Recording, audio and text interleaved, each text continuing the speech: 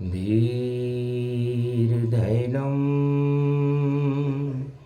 श्रवणपटे अतिवरा महावाक्य जनार्दन सच्चिदानन्दत्वं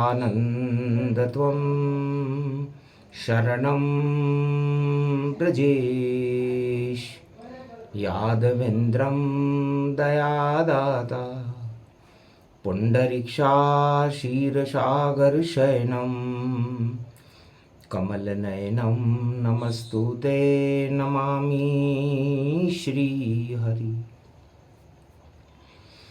धैर्य से जिसको धारण किया जाता है, कर्णपटुओं से जिनका पान किया जाता है, ऐसे सच्चिदानंद भगवान श्री यादवेंद्र सरकार को मैं नित्य ही चिंतन करता हूँ, नमन करता हूँ। जिनको नमन करने से मंगल आदि मंगल तो हो ही जाते हैं, साथ ही में बहुत बड़ा बल मिलता है मनुष्यों। हे भारत वासियों, यह आपका सौभाग्य है।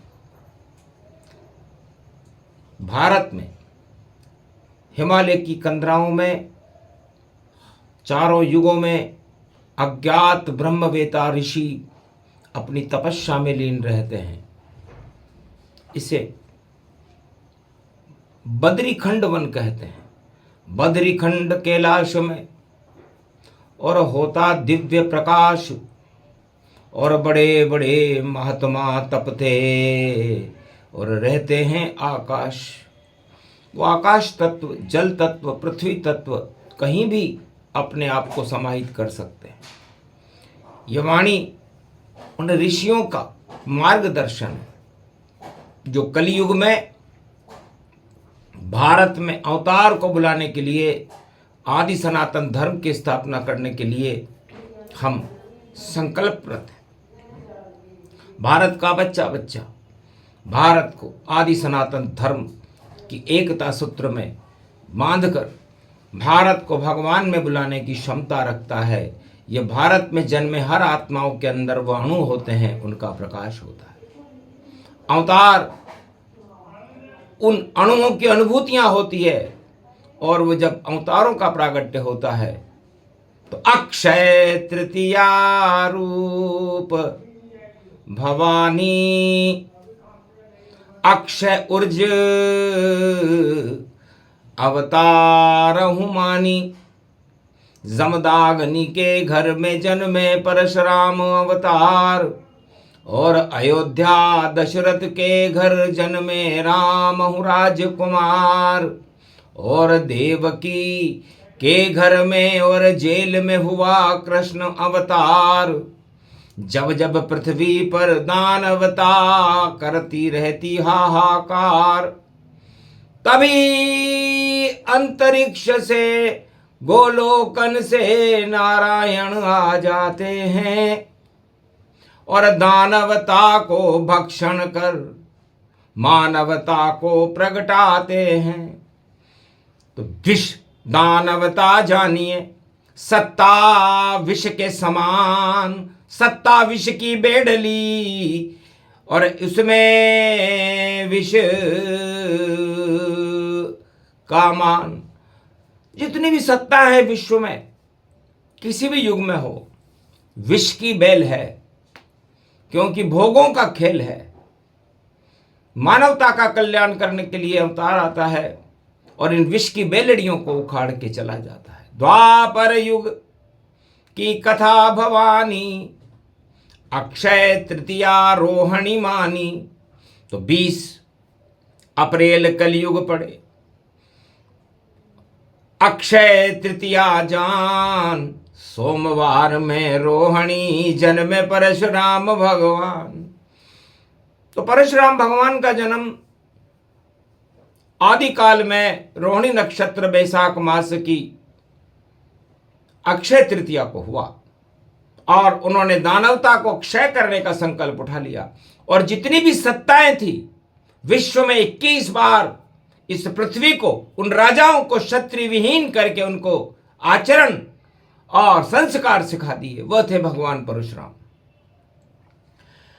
और एक आया चंद्र अवतारा, और देखो नंद का नंद कुमारा, कंस जेल में प्रगटा प्यारा, और 16 कला अवतार हमारा। ये 16 कला भगवान कृष्ण में थी। ये 16 कला क्या होती है?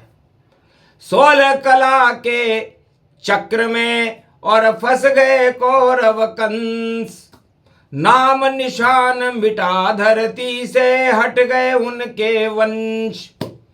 तो कलयुग में भी 16 कला, और देखो शक्ति आई है, और पड़ा परशुराम का जन्म दिवस, और शक्ति रूप प्रगटाई है। तो भगवान कृष्ण कहते हैं कि मेरी 16 कला होती है। मैं सत्यनारायण हूं। प्रतिभा से मेरी कला चले पूर्णिमा जान, तो 15 कला में चंद्रमा पूरा हो जाता है, और मैं सत्यनारायण बन करके 16वीं कला राधा रानी है, शक्ति है मेरी। तो ऐसे बनती शक्ति मेरी, और 16 कला बनूं अवतार। जब जब दानवता धरती पर, और फैलाती है हाहाकार। जेल जन में तब कृष्ण कन्हैया, और कंस को चक्कर में दे डाल। और बड़े बड़े कौरव और कंस में, और देखो होता हाहाकार। तो ये 16 कला, 12 कला अवतार राम जी थे। सूर्य वंश, सूर्य की 12 कला होती है। सूर्य 1 महीने में एक राशि परिवर्तन करता है, और 12 राशियों में जाने से, उत्तरायण से दक्षिणायन जाने में उसे 1 वर्ष लगता है। और चंद्रमा 2.25 दिन में अपना स्थान बदलते हैं। तो चंद्रमा 27 नक्षत्रों में 1 महीने में चले जाते हैं, और 1 महीना पूरा होता है। और पड़वा से और 15 दिन के अंदर कृष्ण पक्ष और शुक्ल पक्ष पूरा हो जाता है। तो शुक्ल पक्ष की ये कला है। भगवान परशुराम का जन्म शुक्ल पक्ष में हुआ है, और भगवान कृष्ण का जन्म कृष्ण पक्ष की अष्टमी को रोहिणी नक्षत्र में भाद्रपद मास में हुआ, और भगवान परशुराम का जन्म शुक्ल पक्ष की तृतीया को बैसाख मास में अक्षय तृतीया को रोहिणी नक्षत्र में हुआ। तो 16 अंक रूप गति पावा, और जोड़ो तो ये 7 दिखावा। तो सत्ते पे सत्ता उनकी रहती सदा ही हाथ, और जितने दानव कंस है कौरव सारे खाते मात। तो ये सत्ते पे सत्ता है। तो जितनी भी सत्ता है उनके ऊपर यदि परम सत्ता है तो भगवान श्री कृष्ण की है। और जितनी भी सत्ताएं विश्व में होती है, किसी भी युग में हो, वो विष फैलाने का काम करती है। अमृत तो होता नहीं पास, बस विष ही विष फैलाते हैं। और सारी दुनिया में देखो दानवता खूब चलाते हैं। तो रावण मर गया, हिरण्याकश मर गया, मर गए कंस कौरव सरकार। और कलयुग में भी देखो हो रहा, कलयुग में भी हाहाकार। विष ही विष फैलाते राजा, अमृत नहीं है इनके पास। इस कारण श्री कृष्ण चंद्रमा बनकर आकाश से धरती पर करे प्रकाश। तो घना अंधेरा जेल में जन्मे कृष्ण भगवान, 8वें गर्भ से जन्मे थे, और कंस का काम तमाम। तो 8 में 8 जोड़ने के बाद 16 हो जाते हैं। 8 शनि का अंक होता है, और 7 केतु का अंक होता है। तो शनि केतु दोनों मिले, और चक्र चला जब भारी, और जेल के ताले टूट गए, और दानवता सब हारी। कंस कबाड़ा हो गया, और गया शमशान। 18 अक्षोणी सेना हारी युद्ध तमाम। कुरुक्षेत्र मैदान में हार गए कौरव सरकार।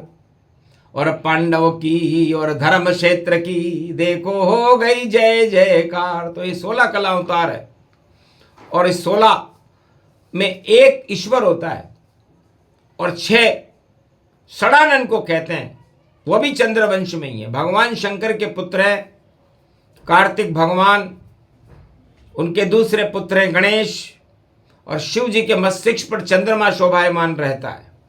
चंद्रमा में अमृत होता है, और जब संसार में जहर फैलने लगता है ये राजा फैलाते हैं। जितने भी राजा हैं उनका काम जहर फैलाना है, और उस जहर को हटाने का काम अवतार करते हैं, क्योंकि सत्ता होती राजा के सदा हाथ और साथ, इस कारण घन घमंड में राजा खाते मात। और नारी सुरा सुंदरी मोहित और करते हैं संग्राम, सत्ता मिलते ही सब राजा भूल जाते हैं राम। तब जा कर के कृष्ण और जन्म जेल में आए, मामा कंस का डमरू बज गया, पता नहीं चल पाए कहाँ गए कंस महाराजा। और बजा दिया कृष्ण ने बाजा, इसलिए कृष्ण का बाजा बजा। तो 16 कला अवतार, ये 16 चंद्रमा की कलाएं हैं, ये घटती और बढ़ती रहती हैं। इसलिए भगवान कृष्ण कहते हैं कि मेरी कला में ही जानू, अक्षय तृतीया पर्व अक्षय पात्र दे दिया द्रौपदी, यत्र तत्र सर्वत्र दुर्वासा का भोजन हो गया। और चकित भय दुर्वासा, अरे जिनके घर में घोर निराशा, पलट गया सब पासा।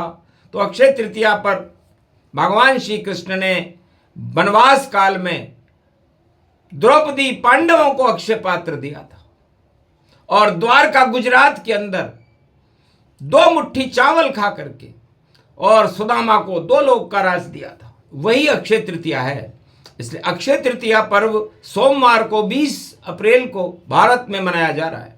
कली काल गति व्यापक पावा, और परस का जन्म दिखावा, काटे दानवता ये भारी, और परशुराम की है तैयारी। तो कृष्ण काट गए कंस कौरव दल, और धर्म क्षेत्र दिया बनाए, और परसे से जब परशुराम ने शस्त्र बाहु कट पाए, राजाओं की करी कुटाई, किया प्रजा कल्याण, और भारत में भी राम राज हुआ, और दशरथ घर में राम। तो भारत में राम राज्य हो गया था।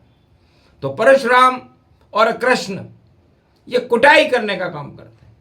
रावण की करी खूब कुटाई, धूल चटा दी लंका में, और डंको बज गयो राम नाम को, रावण रह गया शंका में। तो जितने भी राजा हैं कलयुग में उस समय शंका में हैं कि हम ही विजेता हैं।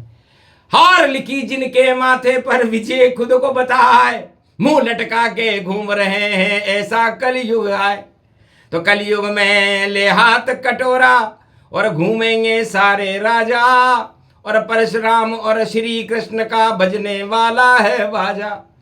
मध्यान्ह काल कलयुग का है, और 2083 है। 8 और 3 में 11 होते, 9 2 11 वासी है। तो 9 2 11 का समय आ चुका। जो राजा आतंक फैलाएगा, विष फैलाएगा, उसकी हालत कंस और कौरव जैसी कलयुग में भी होगी। इसलिए कलयुग की है कुंडली, परशुराम बतलाए, परशुराम का जन्म है परसा लेकर आए। तो भगवान कृष्ण बड़े खुश हुए कि आज जन्म गति परसहु पाया, अरस परस परशुराम प्रगटाया।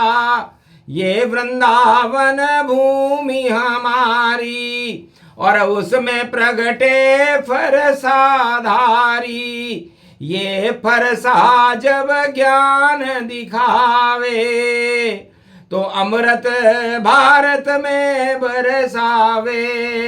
अक्षय तृतीया अक्षय जानो, एक नाम अरबों का मानो। तो अक्षय तृतीया पर भगवान का एक नाम लेने का फल 1 अरब नामों के बराबर होता है। सारे पाप क्षय हो जाते हैं, दानवता क्षय हो जाती है, और विश्व युद्ध को तो खड्डे में डाल करके बड़े बड़े राष्ट्राध्यक्षों को पाताल में पहुंचाने का काम ही परशुराम और कृष्ण करते हैं। और ये उनकी 16वीं कला का 16वां संदेश है। इसलिए 16 में फंस गए सब राजा।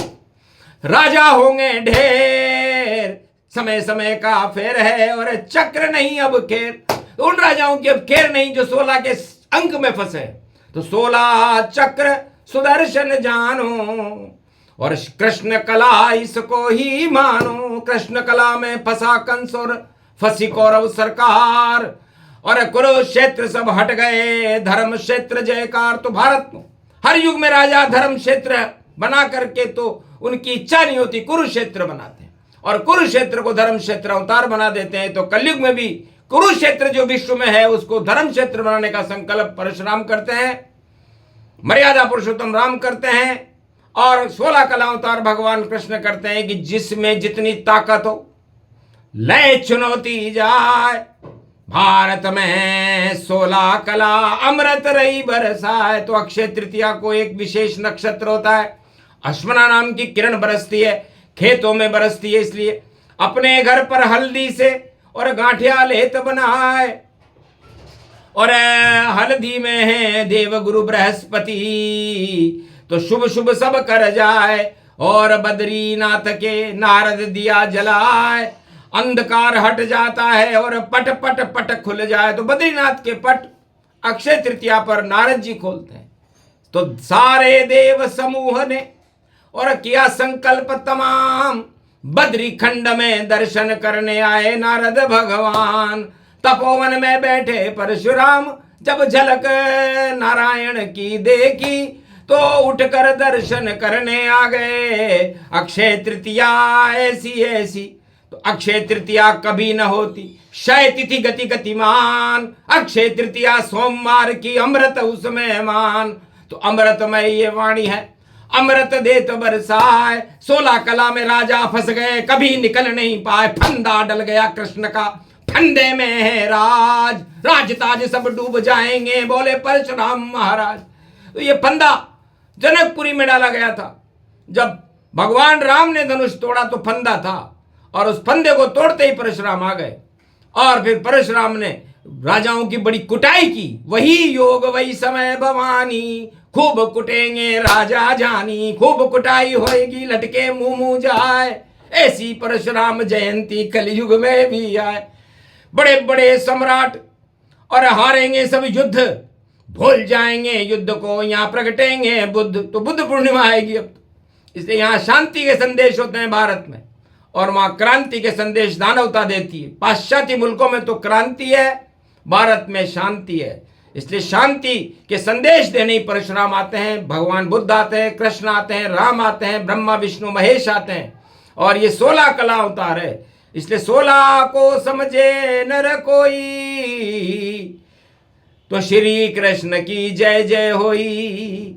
तो 16 में ही चंद्रमा, 16 कृष्ण भगवान और 16 में सब आ गए। 4 वेद से 7 और 18 पुराण, जो इनको समझे कोई तो मुक्ति उसकी होए और ईश्वर की कृपा हो, मंगल भारत होए। तो परशुराम प्रसंग को और सुनाए कृष्ण भगवान, भारत का कल्याण हो, अमृत वाणी मान। बोलो जय। आज के आनंद की